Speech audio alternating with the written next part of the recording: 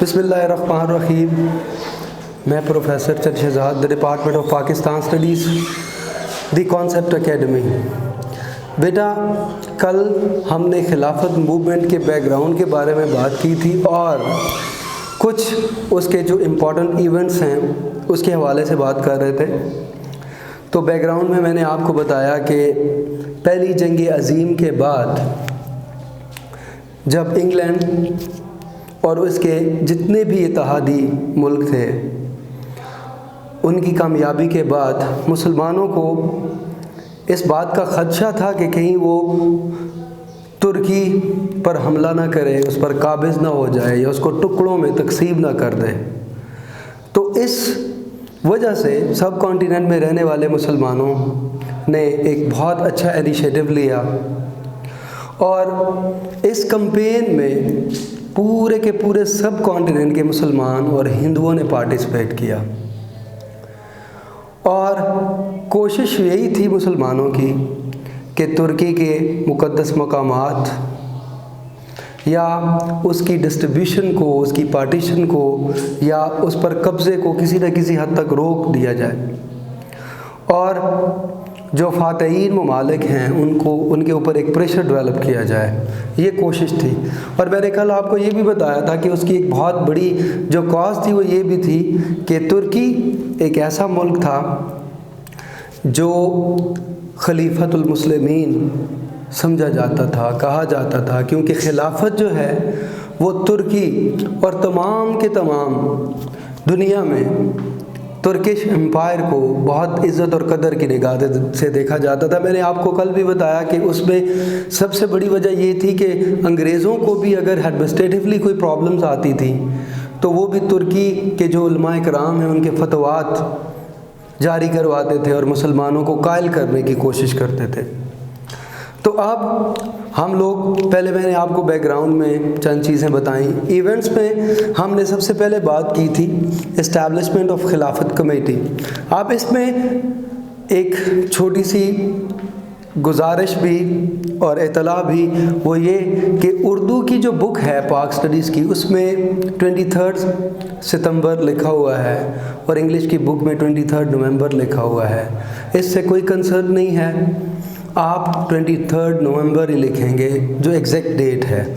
Book में बाज़ औक़ात ऐसा होता है कि पब्लिकेशन के दौरान कुछ तब्दीलियाँ होती हैं, हो जाती हैं। MCQs में भी बाज़ औक़ात गलती से वो MCQs या ऑप्शन ही शामिल नहीं किए जाते। तो बहरहाल मैंने आपको बता दिया 23 नवंबर और सितंबर दो तरह की डेट्स मेंशन की गई हैं, लेकिन ईयर एक है। आपने ईयर को फॉलो करना है, आपने मंथ को या डेट को फॉलो नहीं करना, ठीक है? क्योंकि अगर आप उसमें जाएंगे तो कन्फ्यूजन होगी। इसलिए इस्टेब्लिशमेंट ऑफ द खिलाफत कमेटी 23 नवंबर 1919 को, यानी कि 1919 को खिलाफत कमेटी इस्टेब्लिश हुई। अब देखा यह गया कि इस खिलाफत कमेटी में इस्टेब्लिशमेंट, सबसे पहले हम लोग इसके मेजर इवेंट्स पर बात करेंगे। मेजर इवेंट्स ऑफ खिलाफत मूवमेंट। खिलाफत मूवमेंट के जो मेजर इवेंट्स हैं उन पर हम लोग बात करेंगे। अहम वाक़यात, तहरीक खिलाफत के अहम वाक़यात। इसमें सबसे पहले इस्टेब्लिशमेंट ऑफ कमेटी है,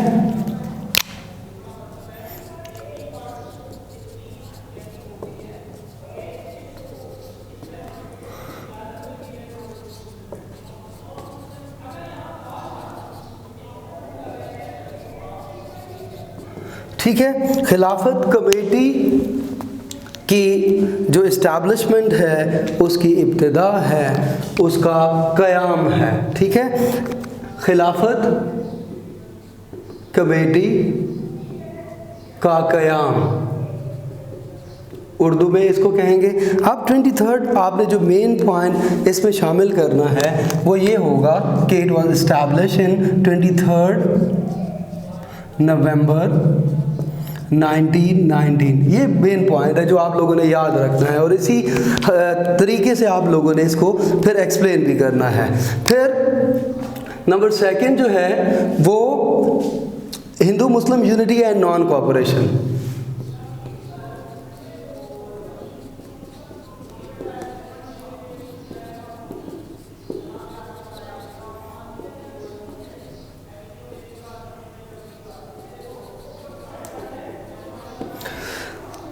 मुस्लिम हिंदू इत्तेहाद, ये वो वाहिद प्लेटफॉर्म था, ये वो वाहिद कैंपेन थी जिसमें मुसलमानों ने और हिंदुओं ने, दोनों जमातों ने बहुत बढ़ चढ़ कर हिस्सा लिया, ठीक है। और बढ़ चढ़ कर हिस्सा लेने के बाद कायद आज़म ने डायरेक्टली इसमें पार्टिसिपेट नहीं किया, अल्लामा इकबाल रहमतुल्लाह अलैह ने इसमें डायरेक्टली पार्टिसिपेट नहीं किया, इसलिए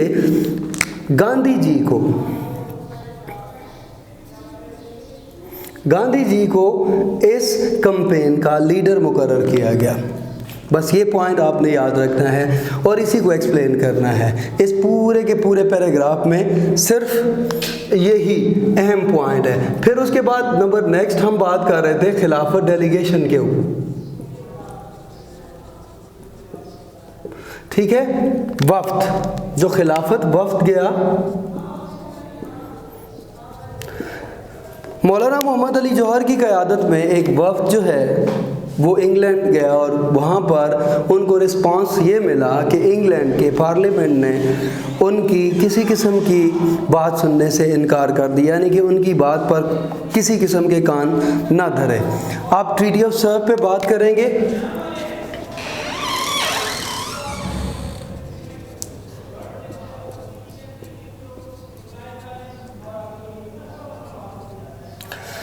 ठीक है, इसको कहते हैं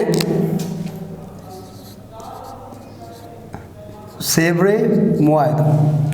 सेवरे मुआहदा वो मुआहदा था जिस मुआहदे के तहत तुर्की को तकसीम करके यूरोप और अरब कंट्रीज़ में तकसीम होना था।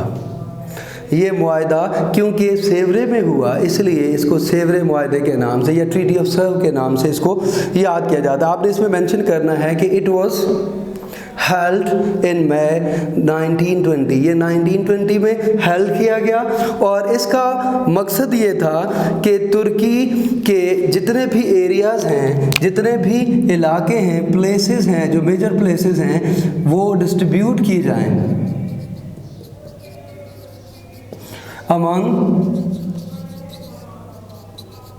Arabs and Europe।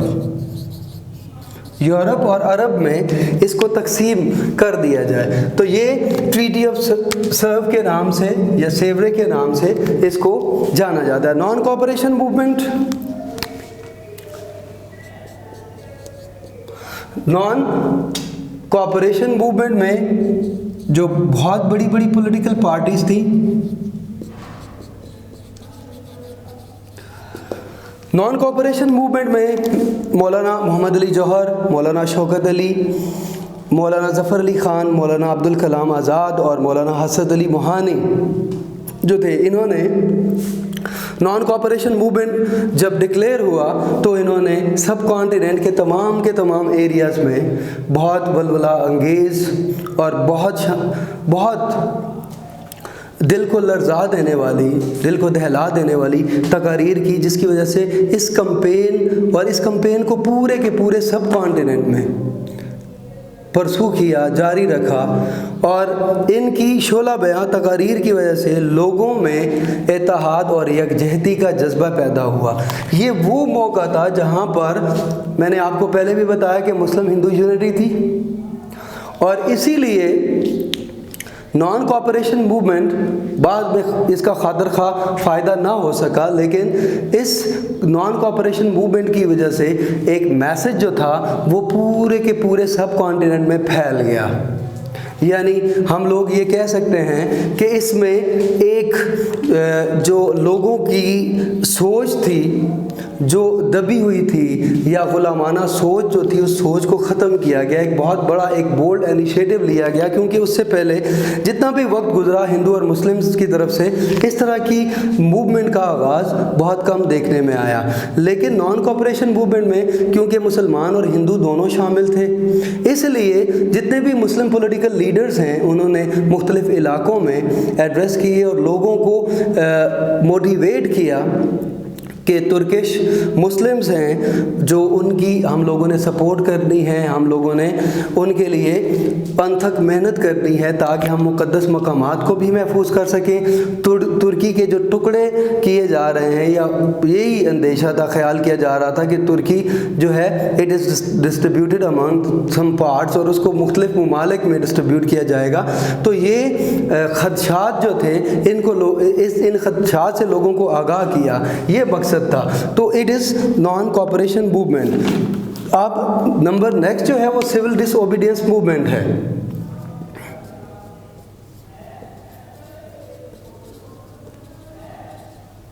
Civil disobedience movement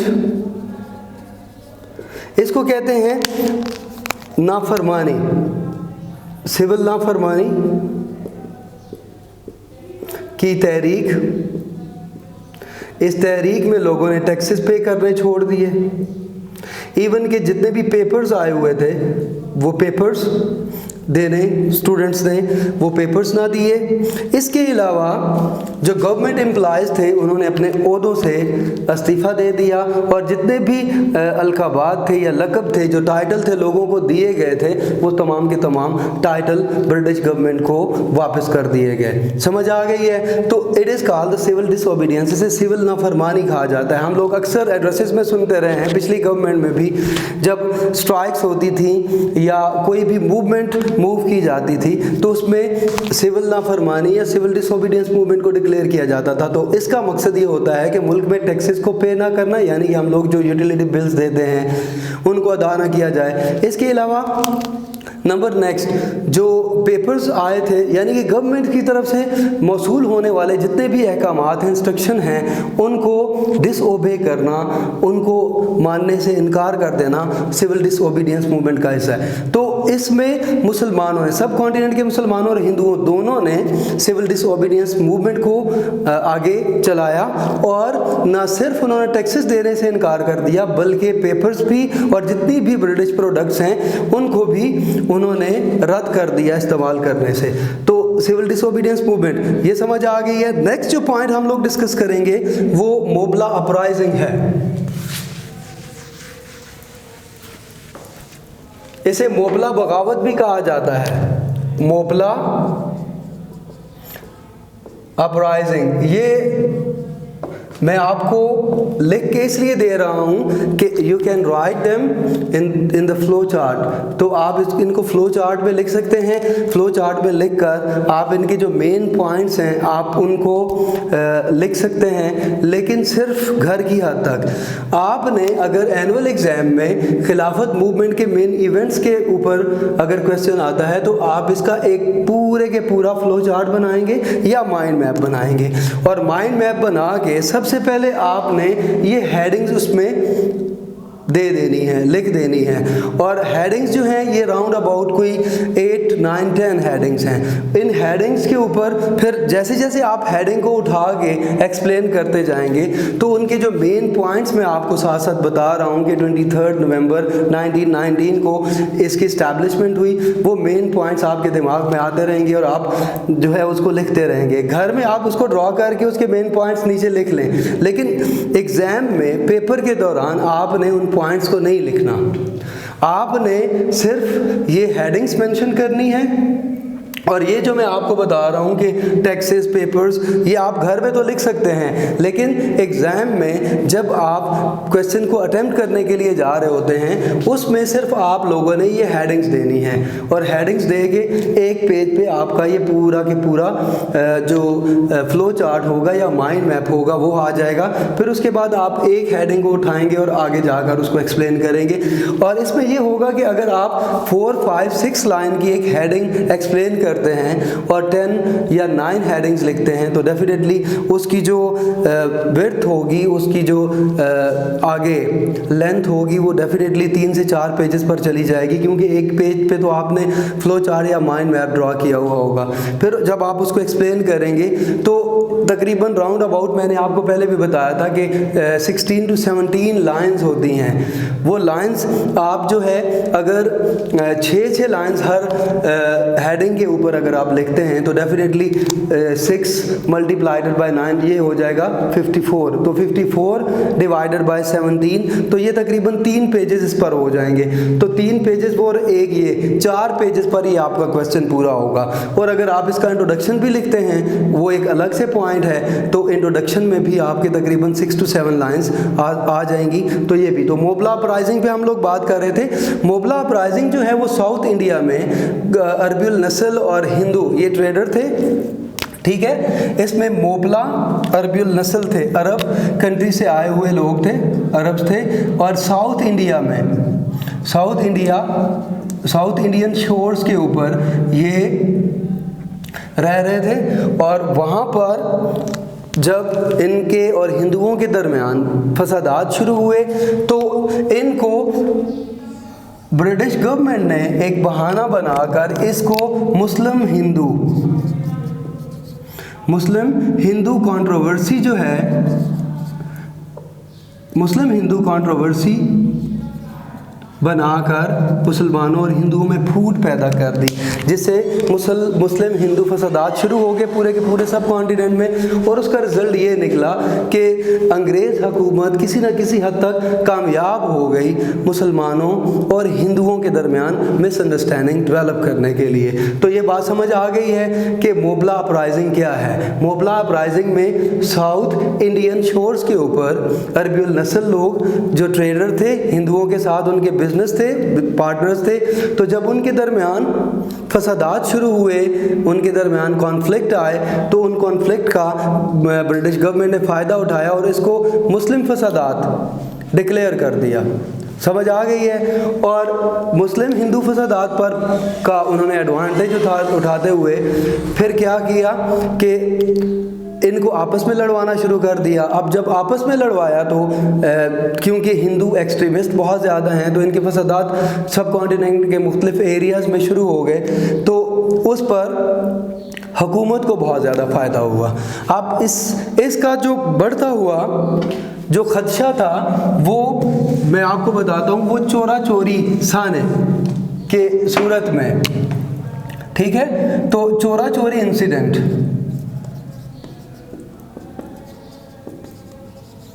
इसे उर्दू में सानिया चोरा चोरी कहा जाता है। अब इस साने में चंद मुश्तइल अफराद ने एक थाने का घेराव किया और 21 पुलिसमैन जो पुलिस मैन थे उनको ज़िंदा जला दिया। अब जब ज़िंदा जला दिया तो डेफिनेटली वो एडमिनिस्ट्रेशन थे। अब इनके ख़िलाफ़ जो है इस वाक़े के बाद ये कैंपेन स्लो हो गई और गांधी ने इसको आगे चलाने से मना कर दिया और कहा कि ये इतना बड़ा वाक़या हो गया है, अब हम अगर इसको ज़्यादा अप्रिशिएट करते हैं या आगे लेके चलते हैं तो डेफिनेटली ये बहुत ज़्यादा मुश्किल हो जाएगा मुसलमानों के लिए और हिंदुओं के लिए। तो उसके बाद जो है सिविल डिसोबीडियंस मूवमेंट जो है वो कॉल ऑफ हो गई। Civil disobedience movement call of.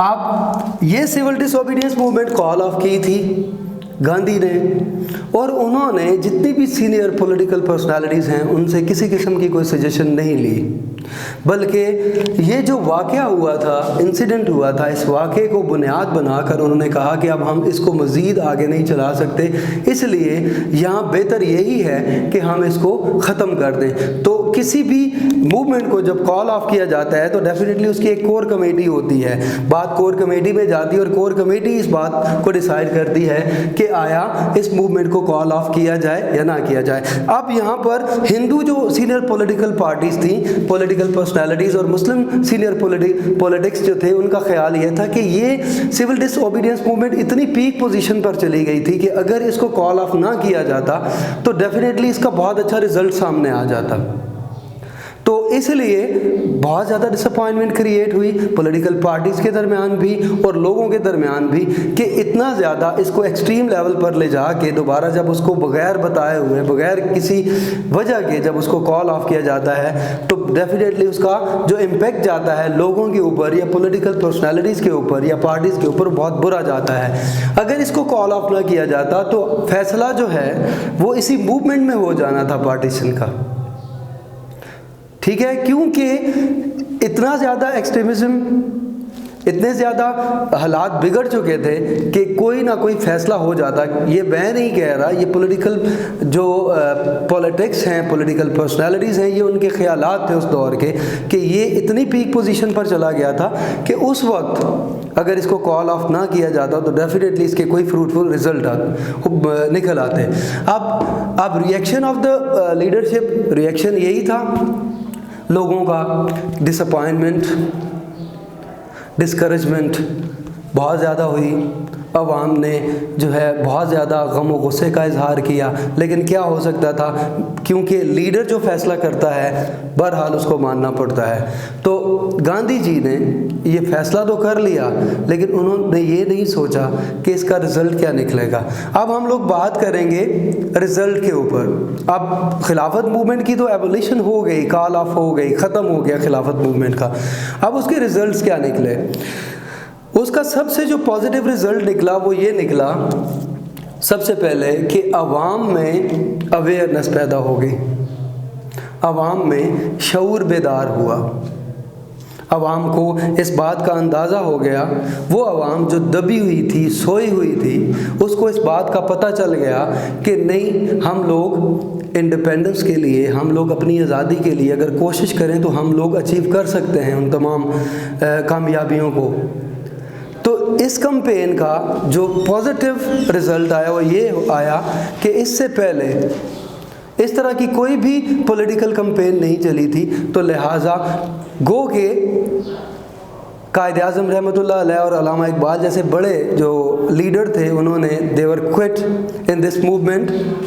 तो ये बात भी साबित हो गई कि एतदाल पसंदी जो है वो एक बहुत बड़ा उनका फ़ैसला था जो उन्होंने पार्टिसिपेट नहीं किया, और वो अपनी मंजिल में कामयाब हो गए। उनका जो फ़ैसला था वो बेहतर साबित हुआ। लेकिन पॉलिटिकल कैंपेन जब पूरे सब कॉन्टिनेंट में चली तो लोगों में पॉलिटिकल अवेयरनेस डेवलप हुई, जो आगे जाकर जो पाकिस्तान मूवमेंट है उसमें इसने बहुत कलीदी किरदार अदा किया। तो बेटा ये हम लोग इसके रिज़ल्ट्स पर बाद में भी डिस्कस करेंगे। लिहाजा आप इस मेजर इवेंट्स को आप देख लें। अगर इसमें किसी किस्म की कोई चीज़ समझ ना आई हो तो आप हमें मेल कर सकते हैं, डिस्कस कर सकते हैं। अस्सलामु अलैकुम व रहमतुल्लाह।